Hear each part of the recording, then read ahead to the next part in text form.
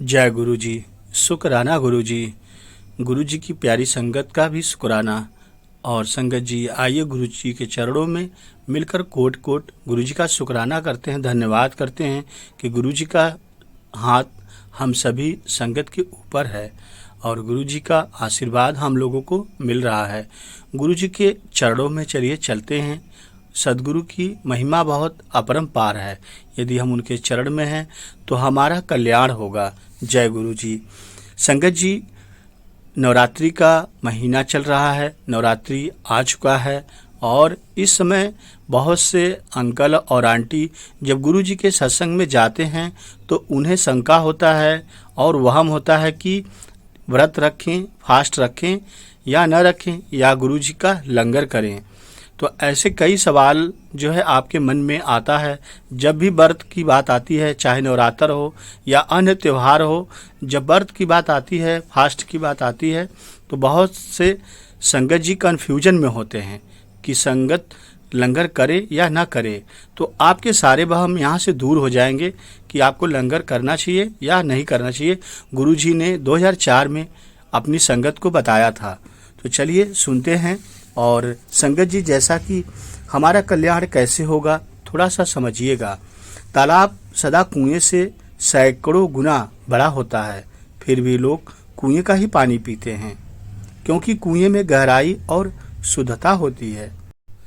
संगत जी, ठीक उसी प्रकार मनुष्य का बड़ा होना तो बहुत अच्छी बात है, लेकिन उसके व्यक्तित्व में गहराई और विचारों में शुद्धता भी होनी चाहिए, तभी वह महान बनता है। महान बनने के लिए कभी भी गुरुजी ने स्वयं कहा था, निंदा, चुगली, किसी का अपमान, किसी का बुराई और किसी का अहित कभी मत करना और भूल से भी मत करना। यदि जाने अनजाने में हो जाए तो तुरंत जाकर माफ़ी भी मांगना चाहिए। जय गुरु जी। तभी हमारा कल्याण संभव है। और चलिए सुनते हैं कि माँ देवी दुर्गा का नवरात्रि चल रहा है, उसमें व्रत रखें या न रखें और माँ दुर्गा का पूजा पाठ कैसे करें।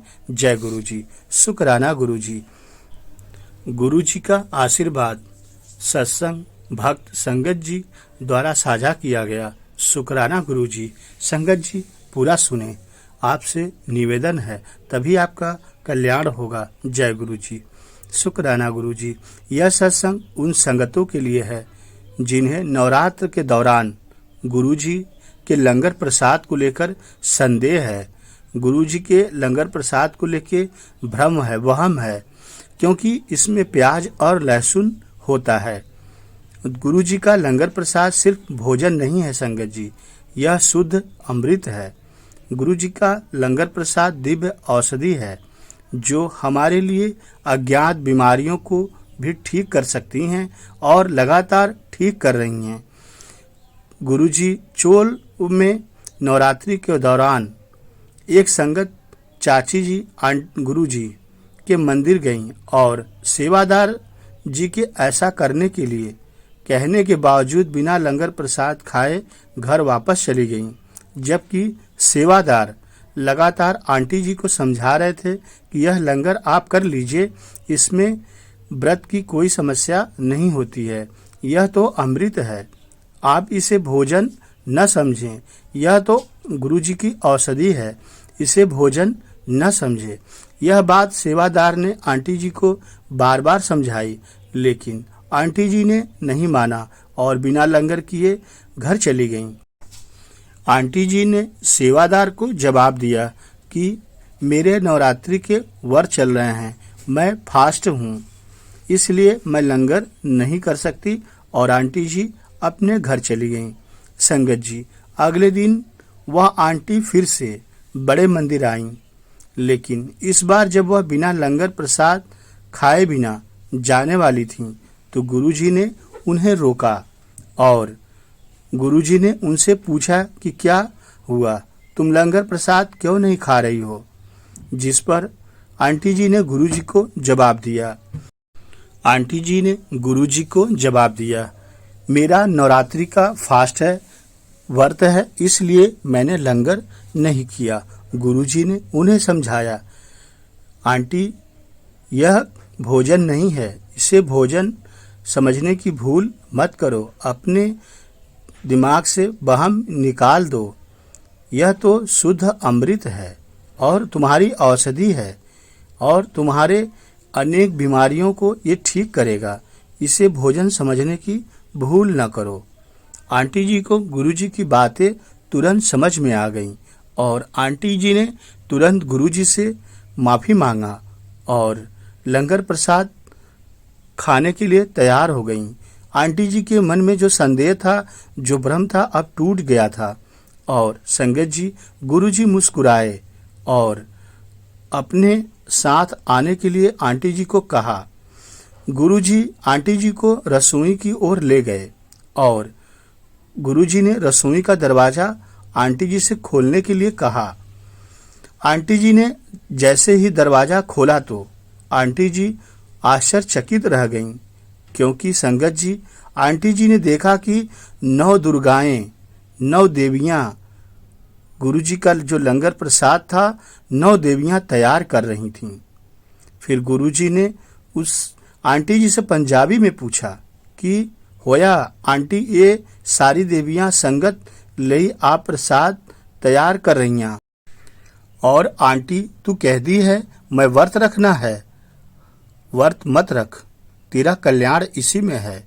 संगत जी, कृपया याद रखें कि गुरुजी सभी किंतु परंतु से बहुत ऊपर हैं। वो साक्षात महाशिव हैं। वो जो दे रहे हैं आपके कल्याण के लिए है। उसमें व्रत फास्ट का कोई मतलब बनता ही नहीं है और यह वहम दिमाग से अपने निकाल दें। संगत जी, उन पर विश्वास रखें। बस गुरुजी के सामने अपना पूर्ण समर्पण करें और फिर देखो गुरुजी कैसे कल्याण करते हैं।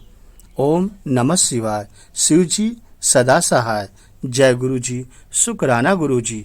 संगत जी, गुरुजी ने समझाया कि आप कभी भी फास्ट हैं, कोई भी त्योहार है, यदि आप सत्संग में आए हैं तो आप जो है लंगर प्रसाद गुरुजी का ले सकते हैं और चाय प्रसाद भी ले सकते हैं।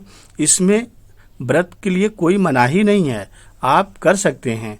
और यदि फिर भी किसी संगत को लगता है कि नहीं, मुझे माँ दुर्गा का मैंने पाठ किया है, माँ दुर्गा का आवाहन किया है, माँ दुर्गा को मैंने बुलाया है, तो आगे सुनते हैं।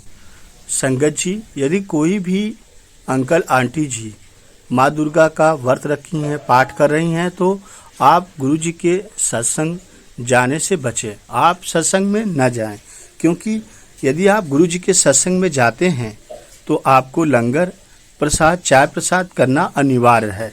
और इधर माँ दुर्गा का आवाहन भी आपने किया है, आपने माँ दुर्गा को भी बुलाया है, माँ दुर्गा का पाठ पढ़ रहे हैं, माँ को बुलाया है, इसलिए आप कुछ सत्संग में न जाएं और माँ दुर्गा का पूजा पाठ जो आप भक्ति करना चाहते हैं, जैसे भी करना चाहते हैं, माँ दुर्गा का पाठ करें और माँ दुर्गा से आशीर्वाद लें।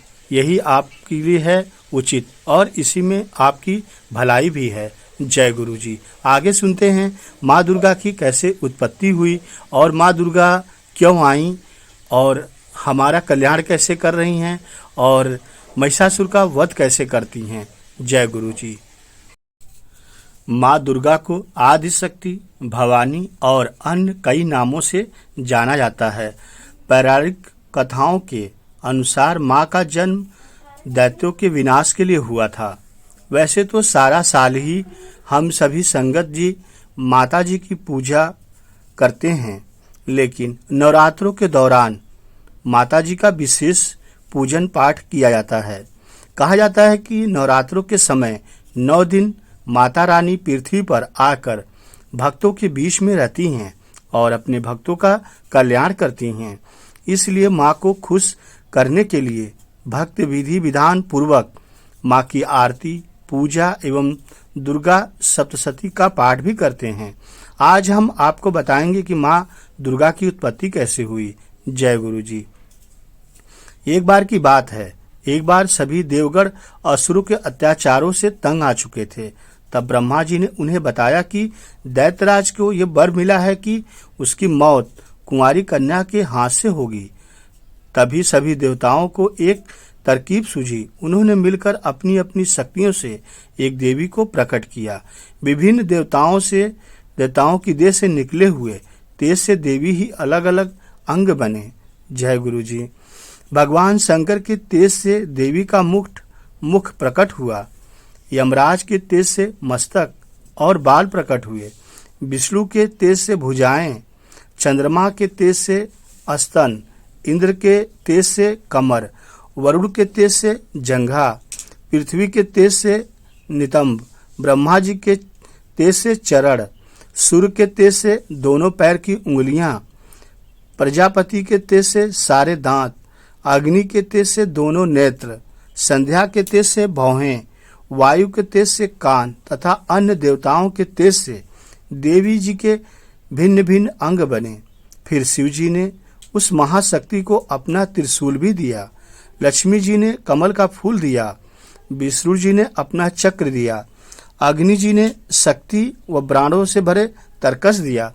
प्रजापति ने स्फटिक मणियों की माला दी। वरुण ने दिव्य शंख दिए। हनुमान जी ने गदा दिया।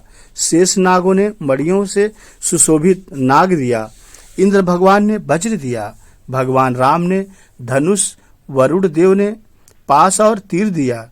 ब्रह्मा ने चारों वेदों से तथा हिमालय पर्वत ने सवारी के लिए शेर प्रदान किया।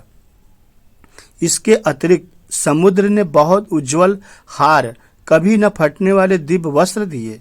चूड़ामणि ने 2 कुंडल, हाथों के कंगन दिए। पैरों के नुपुर तथा अंगूठियों की भेंट की। इन सब वस्तुओं को देवी ने अपनी 18 भुजाओं में धारण किया है। माँ दुर्गा इस सृष्टि की आद्य शक्ति हैं, यानी आदि शक्ति हैं। पितामह ब्रह्मा जी, भगवान विष्णु और भगवान शंकर उन्हीं की ही शक्ति से सृष्टि की उत्पत्ति, पालन पोषण और संहार करते हैं। अन्य देवता भी उन्हीं की शक्ति से शक्तिमान होकर सारे कार्य करते हैं। माँ के इस तेज को देखकर दैत्यराज महिषासुर बहुत डर गया था और महिषासुर को अब लगने लगा था कि उसकी मृत्यु निश्चित है। लेकिन देवी ने अपने शेर को और शस्त्रों से उसे महिषासुर को मार डाला और यह युद्ध 9 दिन तक माताजी के साथ महिषासुर का चला था। इस प्रकार दैत्यराज महिषासुर का पराजय हुआ और महिषासुर ने आतंक फैला दिया था। देवी देवताओं से भी युद्ध करता था। माँ दुर्गा ने 9 दिन तक युद्ध करके अंत में माँ दुर्गा ने महिषासुर का वध कर दिया और तभी से माँ दुर्गा को माँ दुर्गा कहने जाने लगा। और माँ को शेरा वाली भी कहा जाता है, पहाड़ा वाली भी कहा जाता है, जोता वाली भी कहा जाता है। माँ को शेरा वाली माँ भी पुकारा जाता है। जय गुरु जी।